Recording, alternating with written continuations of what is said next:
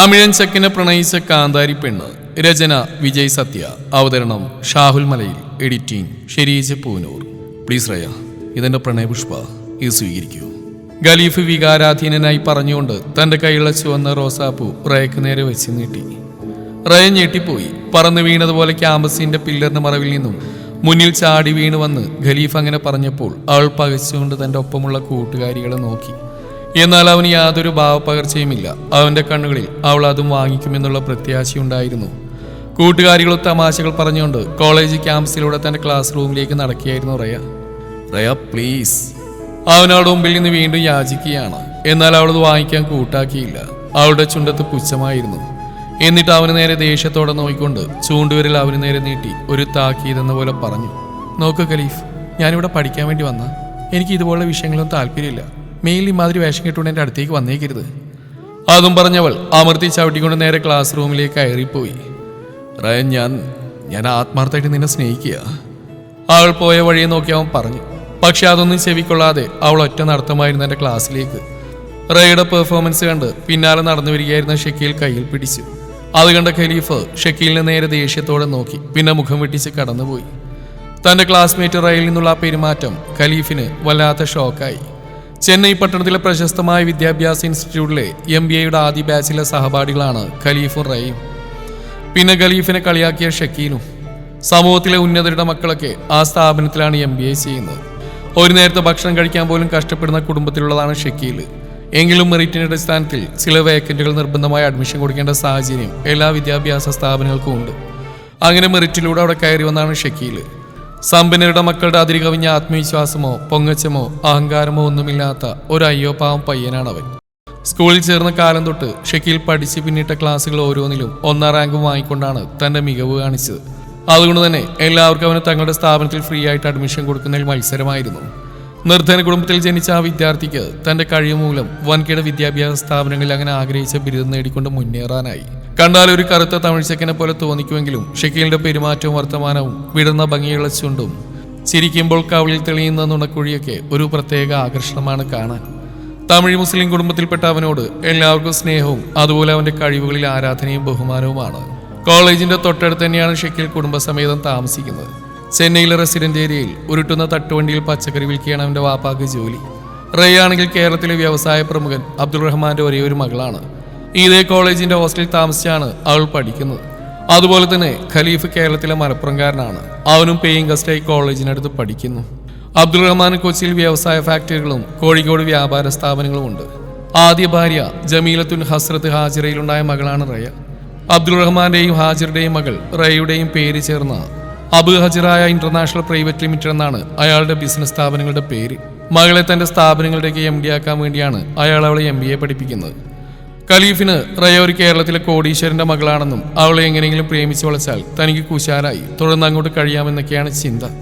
അതിനാണ് എങ്ങനെയെങ്കിലും അവളെ പാട്ടിലാക്കാൻ അവൻ നടക്കുന്നത്. പക്ഷെ അവൾക്ക് കൂട്ടുകാർ മുഖേന അവന്റെ ഉള്ളിലുള്ള ഉദ്ദേശം മുൻകൂട്ടി അറിയാൻ സാധിച്ചിരുന്നു. അതുകൊണ്ട് തന്നെ അവന്റെ കോപ്രായങ്ങൾക്കൊന്നും അവൾ വലിയ വില കൽപ്പിച്ചില്ല. MBAയുടെ ഓരോ വർഷങ്ങൾ പിന്നിടുമ്പോഴും ഖലീഫ് തന്റെ ഉദ്യമത്തിൽ നിന്ന് പിന്മാറാതെ പല വിധത്തിലും ശല്യം ചെയ്തുകൊണ്ടിരുന്നു. പലപ്പോഴും പരാതിയുമായി അവൾ ആ സ്ഥാപനത്തിന്റെ മേലധികാരികളുടെ മുന്നിലെത്തിയിട്ടുണ്ട്. ഖലീഫിന് പല പ്രാവശ്യം വാണിംഗും ലഭിച്ചു. കൈമണിയടിച്ചും ഫണ്ട് നൽകിയുമൊക്കെ പലപ്പോഴും അവൻ ആ വിദ്യാഭ്യാസ സ്ഥാപനത്തിന്റെ ശിക്ഷാ നടപടിയിൽ നിന്നും തലയൂരി. കോളേജിൽ നിന്നും ഒരു പരാതിക്കാരിയുടെ ഇമേജ് ഉണ്ടാകുന്നത് ശരിയില്ലെന്ന് കരുതി പിന്നെ അവൾ അവന്റെ പല പോക്രിത്തരങ്ങളും കണ്ടില്ലെന്നടിച്ച് കണ്ണടക്കുകയാണ് പതിവ്.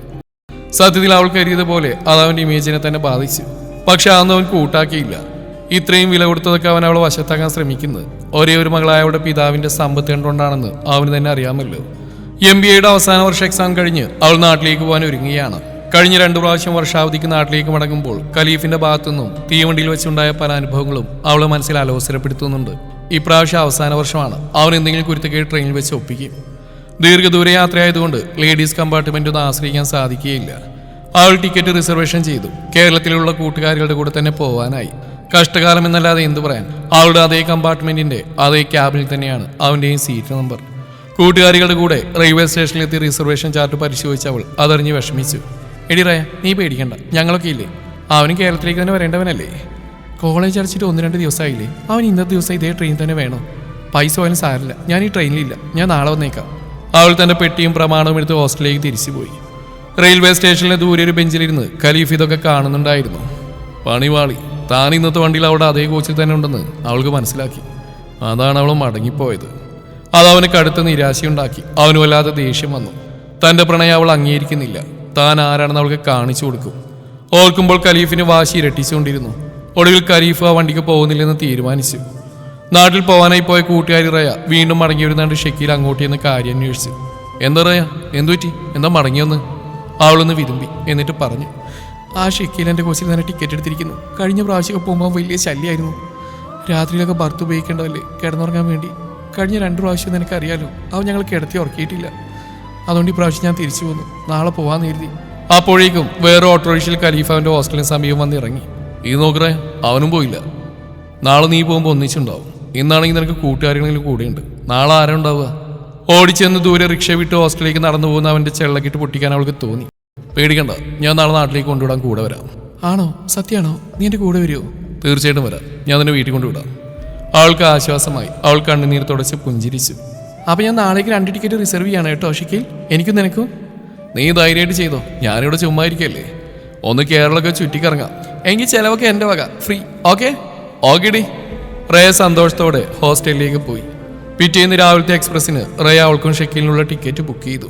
ഓൺലൈനിൽ നോക്കി അതിലൊരു റിസർവേഷൻ ചെക്ക് ചെയ്ത് കാത്തിരുന്ന ഖലീഫും അതേ വണ്ടിയിൽ പോകാനായി റിസർവേഷൻ ബുക്ക് ചെയ്തു. തിരക്കിനിടയിൽ അവൻ റയയുടെ പേരിന് താഴെ ഷക്കീലിന്റെ പേരുള്ള ശ്രദ്ധിച്ചില്ലായിരുന്നു.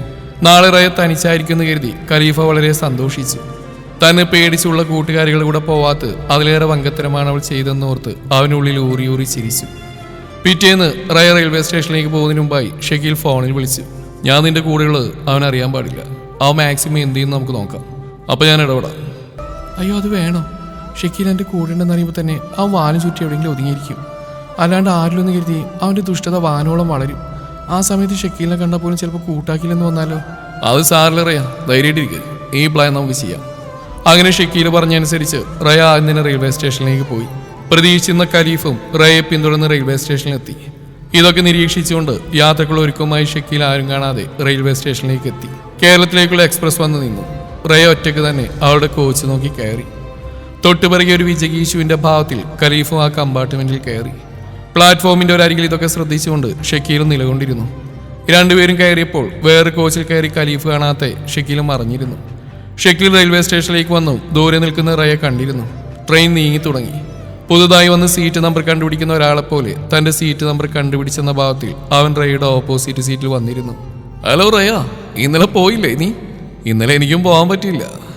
റയയുടെ മറുപടി ലഭിക്കുമെന്ന് വലിയ പ്രതീക്ഷ അവനില്ല. അതുകൊണ്ട് അവൻ സ്വയം പറഞ്ഞു, എനിക്ക് എൻ്റെ കുറേ സർട്ടിഫിക്കറ്റ് അടങ്ങിയ ബാഗ് മറന്നുപോയി. അങ്ങനെ ഞാൻ മറന്നുപോയതാ. റയ അവസരത്തിനൊത്തൊരു കള്ളം പറഞ്ഞു. അവനൊരു ഇരയെ കിട്ടിയ തഞ്ചത്തിൽ 25 മണിക്കൂർ തന്റെ സമീപം നിൽക്കേണ്ട ആളിൽ നിന്ന് എഴുതി വളരെ ക്ഷമയും ശാന്തതയുള്ളവനെ പോലെ പെരുമാറി. ആൾക്കറിയാം രാത്രിയാൽ അവൻ മോശമായി പെരുമാറുമെന്ന്. മുമ്പൊക്കെ അങ്ങനെയായിരുന്നു. പകൽ സമയത്ത് കൂട്ടുകാരികളോടൊക്കെ വർത്തമാനം പറഞ്ഞ് നല്ല പിള്ള ചമഞ്ഞ് കൂടെ കൂടും. എല്ലാവരും ഉറങ്ങുമ്പോഴാണ് ശല്യം ചെയ്ത്. അവൻ അവളെ തന്നെ നോക്കുകയാണ്. വല്ലവിധനെയും വർത്തമാനം പറഞ്ഞു തുടങ്ങിയാൽ പിന്നെ നന്നായി ചങ്ങാത്തം കൂടുമെന്നൊക്കെ ആയിരിക്കും അവൻ്റെ ഉള്ളിൽ. അതുകൊണ്ട് തന്നെ അവൾ കൂടുതലൊന്നും പറയാൻ നിൽക്കാതെ പുറത്തേക്ക് നോക്കി നിന്നു. അവൾ ബാഗ് തുറന്നൊരു പുസ്തകം കയ്യിലെടുത്ത് വായിക്കാൻ തുടങ്ങി. കുറെ നേരം കാര്യമില്ലാതെ അങ്ങനെ വായിച്ചപ്പോൾ അവൾക്കും ബോറടിച്ചു. ഇതിനിടയിൽ നേരെ ഉച്ചയായി, വൈകിട്ടായി, സന്ധ്യയായി. ഖലീഫ് ഇരിക്കുന്നതിന്റെ ഓപ്പോസിറ്റ് ഭാഗത്തുനിന്ന് വന്ന് ഷക്കീലിടക്ക് അവളെ നിരീക്ഷിച്ചു പോകും. ഇപ്പോൾ കുഴപ്പമില്ലെന്ന് അവൾ കണ്ണുകൊണ്ട് ആംഗ്യം കാണിക്കും. പിന്നെ അവൾ മെസ്സേജ് അയച്ചിട്ടുണ്ടായിരുന്നു, സന്ധ്യ കഴിഞ്ഞാൽ അടുത്ത് തന്നെ വന്നിരിക്കുക എന്നത്. ട്രെയിനിലുള്ള ആൾക്കാരൊക്കെ പലയിടങ്ങളിൽ ഇറങ്ങി തുടങ്ങി. റയയിരിക്കുന്ന കമ്പാർട്ട്മെന്റിലുള്ള മിക്കവരും അവരുടെ ലക്ഷ്യസ്ഥാനം കണ്ടു. ആ കോച്ചിൽ തന്നെ ഇപ്പോൾ ഖലീഫും റയയും മാത്രമായി. സന്ധ്യ കഴിഞ്ഞപ്പോൾ ഖലീഫിന്റെ പെരുമാറ്റത്തിൽ പാകപ്പിഴകൾ വന്നു തുടങ്ങി. ഇരിക്കുന്ന സീറ്റിന് സൈഡിലൊക്കെ അവൻ കാലൊക്കെ കയറ്റി വെച്ച് അവന്റെ ആധിപത്യം ഉറപ്പിച്ചു. ഇതിനിടയിൽ ട്രെയിൻ ഏതോ ഒരു സ്റ്റേഷനിലെത്തി. ഈ സമയം റയ ഷക്കീലിന് മെസ്സേജ് വിട്ടു. ആ സ്റ്റേഷനിൽ നിന്ന് ട്രെയിൻ വിട്ടു തുടങ്ങിയപ്പോൾ ഷക്കീൽ ബാഗ് കൊണ്ട് അങ്ങോട്ട് കടന്നു വരികയും ഇരിക്കുന്ന സീറ്റിന് തൊട്ട് സമീപത്ത് ഇരിക്കുകയും ചെയ്തുകൊണ്ടപ്പോൾ ഖലീഫിന് അമ്പരപ്പുളവായി. ആ ഷക്കീൽ, നീയാണോ? എവിടെയാ പോകുന്നത്? എവിടെയാണ് നിന്റെ വീട്? ഷക്കീൽ ചുമ്മാ മൂളി. രാത്രിയിൽ എന്തൊക്കെയോ പ്ലാൻ ചെയ്ത ഖലീഫിന് പെട്ടെന്നുള്ള ഷക്കീലിന്റെ കടന്നുവരവ് അത്ര രുചിച്ചില്ല. ആ നീരസം അവന്റെ മുഖത്ത് പ്രകടമായിരുന്നു. ഷക്കീലും അത് മനസ്സിലാക്കി. 3 പേരും കൂടിയായപ്പോൾ അല്പം കോളേജ് വിഷയങ്ങളൊക്കെ അവർ സംസാരിച്ചു. ഇതിനിടെ രാത്രി ഭക്ഷണം വന്നപ്പോൾ 3 പേരും വാങ്ങി കഴിച്ചു. റയയുടെ ബർത്ത് മുകളിലാണ്. അതിന്റെ ഓപ്പോസിറ്റ് ബർത്താണ് ഖലീഫിൻ്റെത്. ഷക്കീലിനാവട്ടെ താഴെയും. എനിക്ക് ഉറക്കം വരുന്നു എന്ന് പറഞ്ഞുകൊണ്ട് ഖലീഫ് ആദ്യം തന്നെ അവന്റെ വൃത്തിയായി തുടച്ച് റെഡിയാക്കി അതിൽ കയറി കിടന്നു. ചെരിഞ്ഞു കിടക്കുന്നവന്റെ കണ്ണുകളെപ്പോഴും റയയിലായിരുന്നു. പക്ഷേ റയ താഴത്തെ ബർത്താണ് കിടക്കാനായിട്ട് ഇഷ്ടപ്പെട്ടത്. ഷക്കീൽ അത് അവൾക്ക് നൽകി. അതുകൊണ്ട് തന്നെ റേയുടെ ഭർത്ത് ഷക്കീൽ ഉപയോഗിച്ചു. മൂവരും ഉറങ്ങാനായി കിടന്നു. ട്രെയിൻ ഓടിയും കിതച്ച് ലക്ഷ്യസ്ഥാനത്തേക്ക് കുതിക്കുകയാണ്. ഷക്കീൽ തനിക്ക് കാവലുള്ളതിനാൽ റേയ്ക്ക് നല്ല ശാന്തിയും സമാധാനവും അനുഭവപ്പെട്ടു. അവൾ ബാഗിൽ നിന്നും ബ്ലാങ്കറ്റ് എടുത്ത് പുതച്ച് അവൾ പെട്ടെന്ന് ഉറങ്ങിപ്പോയി. ഖലീഫ് ഉറങ്ങിയാണോ എന്നൊന്നും അറിയായിരുന്നില്ല. അവൻ കണ്ണടച്ച് കിടക്കുകയാണ്. ഇടയ്ക്ക് കൂർക്കമ്പലിയൊക്കെ വരുന്നുണ്ട്. പക്ഷെ അതൊന്നും ഷക്കീലിനെ വിശ്വസിപ്പിക്കാൻ പര്യാപ്തമായില്ല. തന്നെ വിശ്വസിച്ചാണ് വന്നിരിക്കുന്നത്. അവളെ കടിച്ചു കീറാൻ പാകത്തിന് തൊട്ടടുത്ത് തന്നെ ഒരുവനുമുണ്ട്. എന്നിട്ടും അവൾ ശാന്തിയായി കിടന്നുറങ്ങുന്നുണ്ടെങ്കിൽ അത് തന്നിൽ അർപ്പിച്ച വിശ്വാസമാണ്. അവൻ ഉറങ്ങാതെ തന്നെ ഏൽപ്പിച്ച ജോലി ഭംഗിയായി ചെയ്തു. രാത്രിയുടെ ഏതോ യാമത്തിൽ ഉണർന്ന ഖലീഫ് ആദ്യം താഴത്തെ ബർത്തിലേക്ക് നോക്കി. റേ ഉറങ്ങിയാണ്. തുടർന്ന് അവൻ ഷക്കീലിനെ നോക്കി. ഷക്കീൽ ഉറങ്ങിയാണ്. ഉറക്കത്തിനിടെ റേയുടെ ബ്ലാങ്കറ്റൊക്കെ മാറിപ്പോയിരിക്കുന്നു. മുകളിൽ നിന്നും താഴോട്ട് നോക്കുമ്പോൾ നേരെ താഴെ മലർന്നു കിടക്കുകയായിരുന്ന അവിടെ പുഷ്ടിയാർന്ന ശരീരഭാഗങ്ങൾ അവനെ മത്തുപിടിപ്പിച്ചു. കുതിച്ചു പായുന്ന ട്രെയിനിനെ പോലും അവന്റെ സിരകളിൽ ആവേശം പടർന്നു. അവനിലെ മൃഗമുണർന്നു. ഇത് തന്നെ പറ്റിയ അവസരം. അവൻ ബർത്തിൽ നിന്നും താഴേക്ക് ഇറങ്ങി. തന്റെ നേത്രത്തിന് നേരെ തന്റെ തൊട്ട് സമീപം ഒരു യൗവനമുറ്റിയ സ്ത്രീ. അതും താൻ മനസ്സും ശരീരം കൊണ്ട് സ്നേഹിക്കുന്ന തന്റെ പെണ്ണ് തന്റെ കയ്യെത്തും ദൂരത്ത്. അവൻ അവൾ സ്പർശിക്കാൻ തുടങ്ങിയതും പെട്ടെന്ന് ബലമായി ആരോ ആ കയ്യിൽ കയറി പിടിച്ചു. വേണ്ട ഖലീഫ്, ചെറ്റത്തരം കാണിക്കരുത്. അടങ്ങിക്കിടക്കുന്നവർക്ക് നല്ലത്. ഒരു നിമിഷം ഉറങ്ങിക്കിടന്ന റയിലേക്ക് അമരേണ്ട കൈ അവളിൽ നിന്നും ബലമായി അകറ്റി മാറ്റി ഷക്കീൽ ദേഷ്യത്തോടെ പറഞ്ഞു. അപ്രതീക്ഷിതമായ പെരുമാറ്റത്തിൽ ഖലീഫ് ഒന്ന് പകച്ചുപോയി. ഷക്കീൽ, നിനക്കിതിലെന്താ കാര്യം? ഇവളെന്റെ പെണ്ണാണെന്ന് എനിക്കറിയാലോ. കോളേജിലെ സംഭവങ്ങൾ ഞാൻ കഴിഞ്ഞ 3 വർഷമായിട്ട് ഇവളെ പ്രണയിക്കുന്നുണ്ട്. ഞാനിവളെ തൊടും, ചിലപ്പോൾ തലോടും. നീ എന്തിനാ ഇതിൽ കയറി വന്ന് ഇടപെടുന്നത്? നീ തമിഴ്നാട്ടുകാരനല്ലേ? നിനക്കെന്താടാ കേരളത്തിൽ കാര്യം? നീ എന്തിനാടാ ഇന്ന് നീ വണ്ടി വന്ന്? ഇതാണ് മിസ്റ്റർ ഖലീഫ്. നീ ഈ പെണ്ണിനെ സ്നേഹിക്കുന്ന വ്യാജേന അവൾ ഉപദ്രവിക്കുന്ന അവൾക്കും എനിക്കും നന്നായിട്ട് അറിയാം. അതുകൊണ്ട് അവൾ തന്നെയാ എന്നെ അവിടെ സുരക്ഷയായി കൂടെ കൂട്ടിയത്. താൻ മനസ്സിൽ കണ്ടതും മറ്റും ഇവർ മുൻകൂട്ടി കണ്ട് കാര്യങ്ങൾ സെറ്റാക്കിയിരുന്നു. അതോർത്തപ്പോൾ ഖലീഫിന് നാണക്കേടായി. അതിന് ഞാനൊന്നും ചെയ്തില്ലല്ലോ അവളെ. ഞാൻ ടോയ്ലറ്റ് പോയി എഴുന്നേറ്റതാ. താഴെയുള്ള എൻ്റെ ചപ്പൽ ധരിക്കാൻ വേണ്ടി ഞാൻ ഈ ബർത്തിലൊന്ന് കൈ താങ്ങി. അല്ലാതെ നീ കരുതുന്ന പോലെയൊന്നുമില്ല. അവൻ തൻ്റെ ഭാഗം ക്ലിയർ ചെയ്യാൻ ശ്രമിച്ചു. ശരി, ആയിക്കോട്ടെ, ചെയ്തില്ല. അങ്ങനെയെങ്കിൽ ടോയ്ലറ്റ് പോയി വന്ന് നീ നിന്റെ ബർത്തി പോയി കിടക്ക്. ഷക്കീൽ അങ്ങനെ പറഞ്ഞപ്പോൾ പിന്നെ അവന് ഗത്യന്തരമില്ലാതെയായി. അവനുടനെ ചപ്പൽ ധരിച്ച് ടോയ്ലറ്റിലേക്ക് പോയി. ശബ്ദം കേട്ട് അവൾ ഉണർന്നിരുന്നു. എന്താ പ്രശ്നം? ഒന്നുമില്ലറേ. ഖലീഫ് ടോയ്ലറ്റ് പോയി എഴുന്നേറ്റതാ. ആണോ? നീ ഉറങ്ങും എന്ന് ചോദിച്ചുകൊണ്ട് അവൾ തിരിഞ്ഞിടുന്ന ബ്ലാങ്കറ്റ് എടുത്ത് പുതച്ചു. തുടർന്ന് ടോയ്ലറ്റിൽ പോയി വന്ന ഖലീഫ് നല്ല പിള്ളയായി ബർത്തിൽ കയറി കിടക്കുന്ന ഷക്കീൽ കണ്ടു. അതുവരെ കുറെ നേരം ഉറങ്ങാതെ ഉറക്കം പിടിച്ചിരുന്ന ഷക്കീലിന്റെ കണ്ണുകളിൽ ഉറക്കം വന്നു. 1-2 ഉറക്കം കഴിഞ്ഞ് ഖലീഫിനെ പിന്നെ ഉറങ്ങാനായില്ല. താൻ ഈ 3 വർഷം കഷ്ടപ്പെട്ടത് വെറുതെയാവും. ഇവനെ ഇവൾ പ്രേമിച്ചാൽ തന്റെ പരിപാടിയൊക്കെ വെള്ളത്തിലാവും. ഷക്കീൽ കഴിവുള്ളവനാണ്. അവന് ചിലപ്പോൾ അവിടെ കൂടെ കൂട്ടി ഉപ്പാന്റെ പെറ്റായി നിർത്തി വ്യാപാരവും ബിസിനസ്സും വർദ്ധിപ്പിക്കും. താൻ നിൽക്കേണ്ട സ്ഥാനത്ത് അവനാവും. ഒരിക്കലും അതിന് അനുവദിക്കരുത്. ഇവനെ എങ്ങനെയെങ്കിലും ഇവളിൽ നിന്ന് അകറ്റണം. തനിക്ക് കോയമ്പത്തൂര് തന്നെ സ്നേഹിക്കുന്ന തന്റെ ഉറ്റ സുഹൃത്ത് അൽത്താഫുണ്ട്. ഖലീഫ് ഉടനെ കോയമ്പത്തൂരിലേക്ക് വിളിച്ച് തന്റെ കാര്യങ്ങളൊക്കെ പറഞ്ഞു. ആളിയെ വിഷമിക്കണ്ട, ഞങ്ങൾ ഉറങ്ങിയിട്ടൊന്നുമില്ല. ആളിന്റെ എല്ലാ പ്രശ്നങ്ങളും ഞങ്ങൾ വന്ന് ശരിയാക്കി തരാം. ട്രെയിൻ കോയമ്പത്തൂരിലെത്തി. ഖലീഫ് വിളിച്ച് പറഞ്ഞനുസരിച്ച് അൽത്താഫും സംഘവും കോയമ്പത്തൂർ റെയിൽവേ സ്റ്റേഷനിൽ അവളെ പ്രതീക്ഷിച്ച് നിൽക്കുകയായിരുന്നു. ഖലീഫ് ഡോറിനടുത്ത് അവരെ കൈകാട്ടി. അവർ നേരെ ഖലീഫിനെ കണ്ട കമ്പാർട്ട്മെന്റിലേക്ക് കയറി. കോയമ്പത്തൂരിൽ ട്രെയിൻ എത്തുമ്പോൾ ട്രെയിനിൽ നിന്നും ബാക്കിയുള്ള ആളുകൾ ഇറങ്ങിപ്പോയി. അൽത്താഫ് അവരെ തന്റെ ക്യാബിനിൽ കൊണ്ട് ചെന്നു. ഷക്കീൽ റേ ഉറങ്ങുന്നവർ കണ്ടു.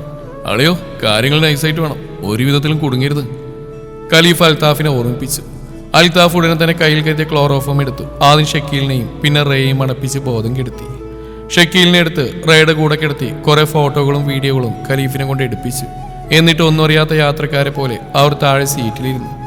നേരം വെളുത്തു വരുന്നു. ട്രെയിൻ കേരളത്തിലേക്ക് കടന്നു. പലരും കയറി തുടങ്ങി. ഈ സമയം അത്രയും റേയുടെ മുകളിൽ തന്നെ ഷക്കീൽ കിടക്കുകയാണ്. രണ്ടുപേരും നല്ല മയക്കമായിരുന്നു ഇതുവരെ. ക്ലോറോഫോമിന്റെ ശക്തി കഴിഞ്ഞപ്പോൾ രണ്ടുപേരിൽ റേ ആദ്യം ഉണർന്നു. എന്തോ ഭാരം ശരീരത്തിലുള്ള പോലെ. അപ്പോഴേക്കും ഷക്കീലിനും ബോധം തെളിഞ്ഞു. ഷക്കീൽ തന്റെ മുകളിലാണ് കിടക്കുന്നവൾ കണ്ടത്. താൻ റേയുടെ മുകളിലാണ് കിടക്കുന്നവൻ മനസ്സിലാക്കി. അവൻ ഞെട്ടിപ്പോയി. ഇതെങ്ങനെ സംഭവിച്ചു? റേക്കും കാര്യമൊന്നും മനസ്സിലായില്ല. ഉറങ്ങാൻ കിടന്ന മുകളിൽ ഉണർന്നപ്പോൾ ഷക്കീലിനെ കണ്ട അവൾ ഞെട്ടിപ്പിടഞ്ഞു. താഴെ ഇരുന്ന ഖലീഫ് സംഘം പൊട്ടിച്ചിരിച്ചത് കണ്ട്. അളിയോ, നേരെ 8 മണിയായി. എത്ര നേരം ആ കൊച്ചിന്റെ മുകളിൽ ഇങ്ങനെ കിടക്കുന്നത്? ഖലീഫ് കളിയാക്കി പറഞ്ഞു. രണ്ടുപേരും ചൂളിപ്പോയി. വെപ്രാളത്തിൽ പെട്ടെന്ന് ഇരുവർക്ക് അനങ്ങാൻ പറ്റിയില്ല. എങ്കിലും ഷക്കീൽ വേഗം മുകളിൽ നിന്ന് ഉരുണ്ട് എഴുന്നേറ്റു. റേയുടെ വസ്ത്രങ്ങളൊക്കെ അല്പം സ്ഥാനം തെറ്റി കിടക്കുകയാണ്. ഷക്കീലിൽ നിന്ന് ഒരിക്കലും ഇത് പ്രതീക്ഷിച്ചില്ല. അവൾ എഴുന്നേറ്റിരുന്ന് അവന്റെ കവിളത്ത് ആഞ്ഞടിച്ചു. അവളുടെ ബർത്തിൽ നിന്നും ഷക്കീൽ അടികൊണ്ട് വേദനയോടെ താഴേക്ക് ചാടി. എന്നിട്ട് അവൻ പറഞ്ഞു, പ്ലീസ് റേയ, ഇതെന്തോ ചതിയാണ്. എനിക്കൊന്നും അറിയില്ല ഞാൻ എങ്ങനെ ഇവിടെ എത്തിയെന്ന്. ആൾക്കാരൊക്കെ ട്രെയിനിൽ ഒരുപാട് നിറഞ്ഞു. പുതുതായി വന്ന യാത്രക്കാരൊക്കെ അവളെ അവനെ നോക്കി ചിരിക്കുകയാണ്. ഇപ്പോഴത്തെ കുട്ടികളുടെ കാര്യമൊന്നും പറഞ്ഞിട്ട് കാര്യമില്ല. കൂട്ടുകാരൊക്കെ മേൽക്ക് മേൽ കയറി കിടക്കുക. നേരം പോലത്തെ പോലും അറിഞ്ഞിട്ടില്ല പാവങ്ങള്. ഏതോ വൃത്തം കളിയാക്കുന്ന കേട്ടു. അപ്പോഴേയും ഖലീഫ് തന്റെ മൊബൈലിലെ ചിത്രങ്ങൾ റയയുടെ വാട്സാപ്പിലേക്ക് കൈമാറി. അതോ ഫോട്ടോ എടുത്തിട്ടുണ്ടോ? പക്ഷേ വലിയ ലക്ഷ്യം മനസ്സിലുള്ള കുട്ടിയായതുകൊണ്ട് തന്നെ അതിലൊന്നും അവൾ പതറിയില്ല. ആ ഓരോന്നും സസൂക്ഷ്മം പരിശോധിച്ചപ്പോൾ അവൾക്കൊരു കാര്യം മനസ്സിലായി. ഷക്കീലിന് ബോധമില്ല. എന്തോ തങ്ങളെ മണപ്പിച്ച് ബോധം കെടുത്തിയ ശേഷം കൂടെ കിടത്തിയാണ് ഈ ഫോട്ടോ എടുത്തിട്ടുള്ളത്. ഷക്കീൽ വേദനയോടെ വിഷമിച്ചിരിക്കുകയാണ്. അവൻ ദുഃഖത്തോടെ അവൾ നോക്കിയപ്പോൾ റയ കണ്ണുകൊണ്ട് ആംഗ്യം കാണിച്ചു. വിഷമിക്കരുത്, ഇത് ചതി തന്നെയാണ്. ട്രെയിൻ ഫാറൂഖിലെത്തിയപ്പോൾ ഖലീഫ് റയയോട് യാത്ര പറഞ്ഞിറങ്ങവേ അവളുടെ ചെവിയിൽ പറഞ്ഞു, ഞാൻ കൊച്ചിയിൽ വരും. അപ്പോഴേക്കും നീ നിന്റെ തീരുമാനം പറയണം. ഷക്കീൽ നിന്നോട് ചെയ്തതിന് എനിക്ക് പരാതിയില്ല. അതൊന്നും ഞാൻ കാര്യമാക്കുന്നില്ല. നീ എൻ്റെ ഭാര്യയാവുന്നതിന് അതൊന്നും ഒരു തടസ്സമല്ല. എൻ്റെ പ്രണയം നീ അംഗീകരിക്കുന്നില്ല. പക്ഷേ ഇനി എൻ്റെ ഭാര്യയെ വന്നേ പറ്റൂ. അതാണ് എൻ്റെ ലക്ഷ്യം. അല്ല, അതാണ് എൻ്റെ ഡിമാൻഡ്. ഫോട്ടോസും വീഡിയോസും എൻ്റെ കയ്യിലുണ്ടെന്ന് ഓർമ്മയുണ്ടല്ലോ. പക്ഷേ യാതൊരു ഭാവവ്യത്യാസമില്ല റേവനോട് പറഞ്ഞു. ശരി, നീ ഇപ്പോൾ പോ, ഞാൻ നിന്നെ വിളിക്കാം. എൻ്റെ തീരുമാനം നിന്നെ അറിയിക്കാം ഖലീഫ്. റേ ഷക്കീലിനെയും കൊണ്ട് വീട്ടിലെത്തി. കുറച്ച് സമയം ചെലവഴിച്ച ശേഷം ഷക്കീൽ നാട്ടിലേക്ക് തിരിച്ചുപോയി. ഖലീഫ് നാട്ടിലെത്തിയിട്ടും റേയുടെ ഫോണിലേക്ക് നിരന്തരം വീഡിയോസും ഫോട്ടോസും കാണിച്ച് നിരന്തരം ഭീഷണി മെസ്സേജുകൾ അയച്ചുകൊണ്ടിരുന്നു. അങ്ങനെ റയ ഒരു ഡേറ്റ് നൽകി ഖലീഫിനെ കൊച്ചിയിലേക്ക് വിളിപ്പിച്ചു. അന്നത്തെ ദിവസം ഷക്കീലിന്റെ അവളുടെയും കല്യാണമായിരുന്നു. ഷക്കീലിനെ ആ കമ്പനിയുടെ MD ആക്കിയതും മകൾ അതിന്റെ CEO ആക്കിയതും അബ്ദുൾ റഹ്മാന്റെ അനൗൺസ്മെന്റ് കേട്ടപ്പോൾ റയെ പ്രേമം നടിച്ചും പിന്നാലെ വഞ്ചിച്ച് കല്യാണം കഴിക്കാൻ താല്പര്യപ്പെട്ടെന്ന ഖലീഫ് വെറും ശശിയായി തീർന്നു. അപ്പോൾ ഖലീഫിന്റെ മൊബൈലിലേക്ക് ഒരു മെസ്സേജ് വന്നു. ഖലീഫ്, നീ പഠിച്ച അതേ സ്കൂളിൽ തന്നെയാണ് ഞാനും പഠിച്ചത്, അത് മറക്കണ്ട.